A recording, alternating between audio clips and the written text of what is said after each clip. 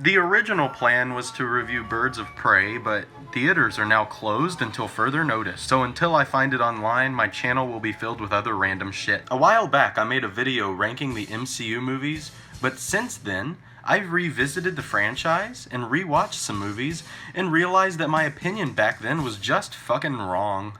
So instead of redoing my old video like some lazy fat ass, I'd do something new. I want to actually review the entire MCU, but if I did a separate video for each movie, that would take a long ass time. So I'll make a video for each phase, and maybe I'll do some individual movies if I feel like they deserve it. I don't know. Without further ado, let's get started.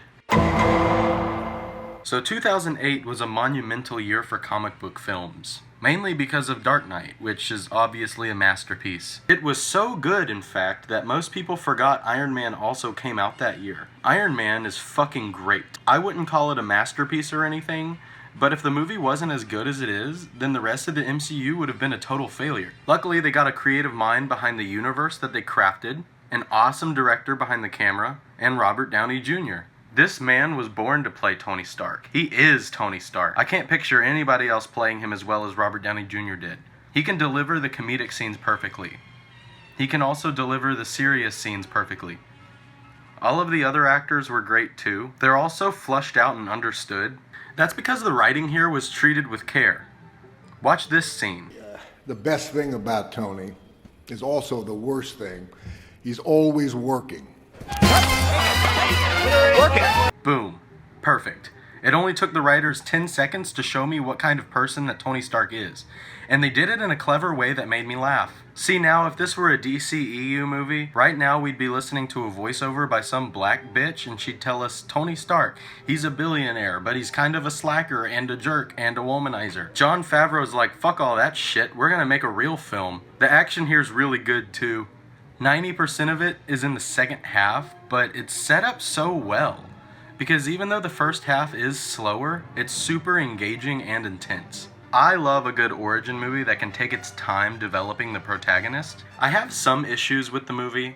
Like, it's a bit dated. The action's good, but that's all it is. It's not great or very memorable at all.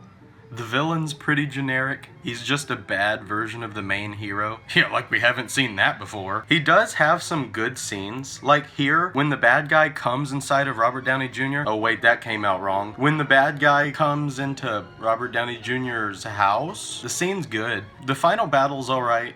Nothing special. It doesn't look very real. Overall, I recommend Iron Man. It's really good. Way better than this piece of shit, which came out a month later. The Incredible Hulk, starring Mark Ruffalo. Wait, that's not Mark Ruffalo. Why is Edward Norton the Hulk?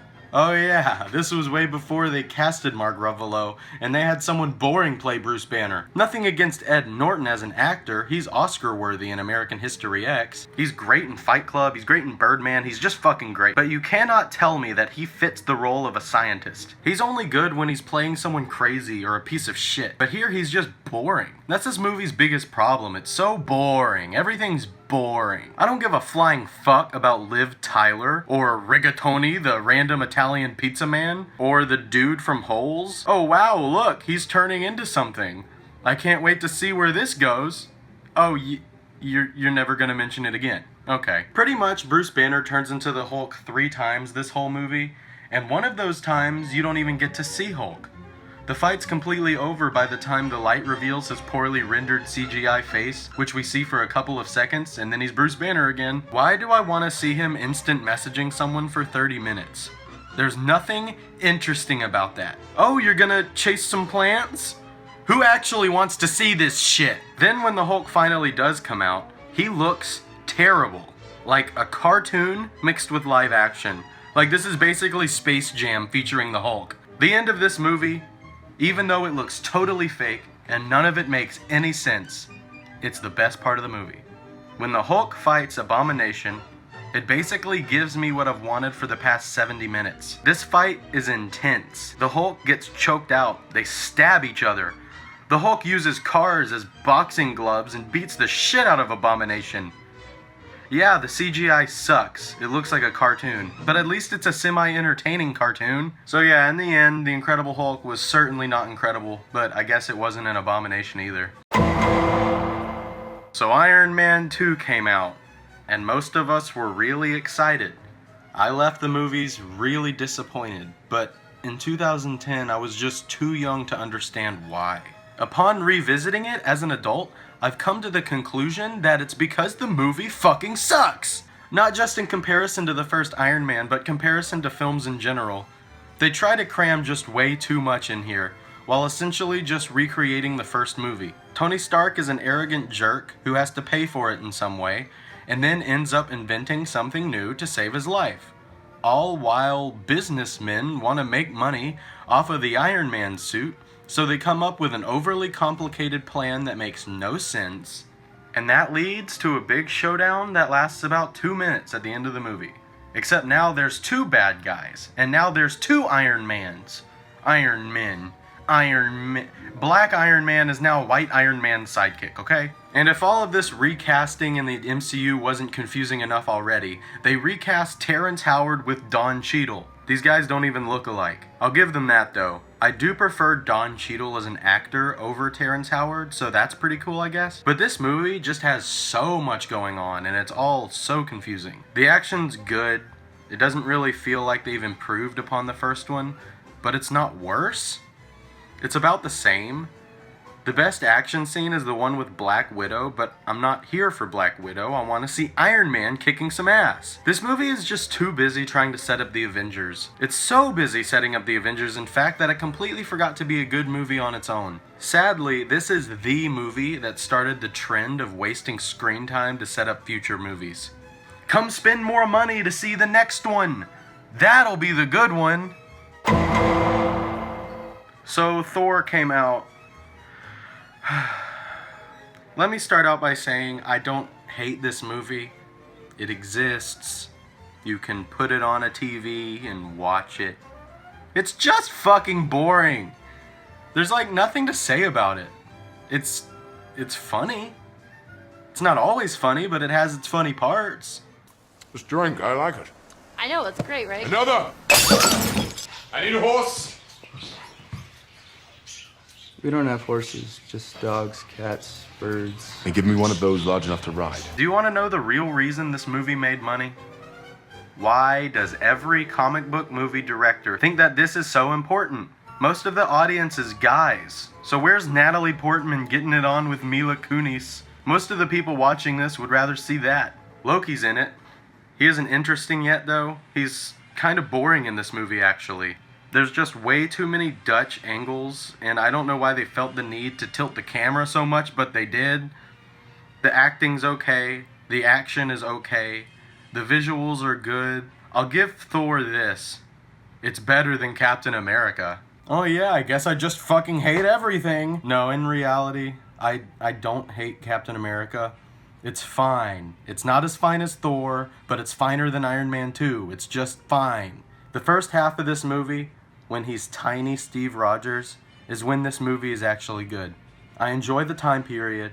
It all felt practical, and I wasn't distracted by the CGI Chris Evans face put on a smaller dude's body. It actually looked really convincing. I like Tommy Lee Jones' character as well. The second half of the movie, after he becomes Captain America, is where the movie really stinks. Now, you're watching a World War II film with frickin' lasers and CGI superhero bullshit. This becomes yet another generic superhero film, and the CGI environment just entirely takes me out of the time period, and I can no longer take it seriously. But you have to watch it, okay? If you want to understand the Avengers, you've gotta watch Captain America: The First Avenger. I'm pretty sure everyone and their fucking mother has seen these movies by now, but in case you're quarantined and you want to rewatch the MCU, here's what you do. You watch the first 45 minutes of Captain America, and then you skip to the last 2 minutes, and then you shut it off and go masturbate to Natalie Portman getting it on with Mila Kunis. Alright, you guys know what's coming. That's right!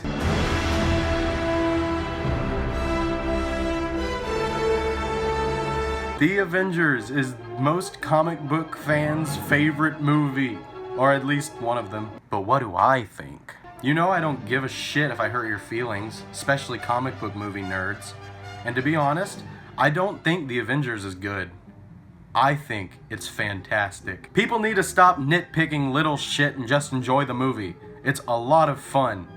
It's got great characters, great special effects, great action, great humor. It's just great.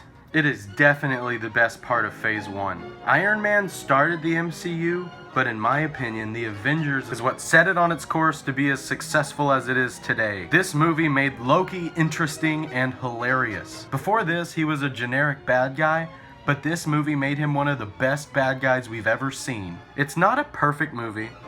It's all lit the same, so it kinda looks like a high-budget Lifetime movie. Also, it's a comedy without any subtleties whatsoever. What that means is once you've seen it a couple times, you kinda remember all the jokes and it stops being as fun to watch. That being said, nothing can take away how incredible it was the first time I saw it in theaters. To this day, I've never had that much fun in a theater before. So for now, it holds that very special place in my heart. So this right here is how I would rank Phase 1 of the Marvel movies. Make sure you stay tuned for Phase 2 because I am bored as shit right now.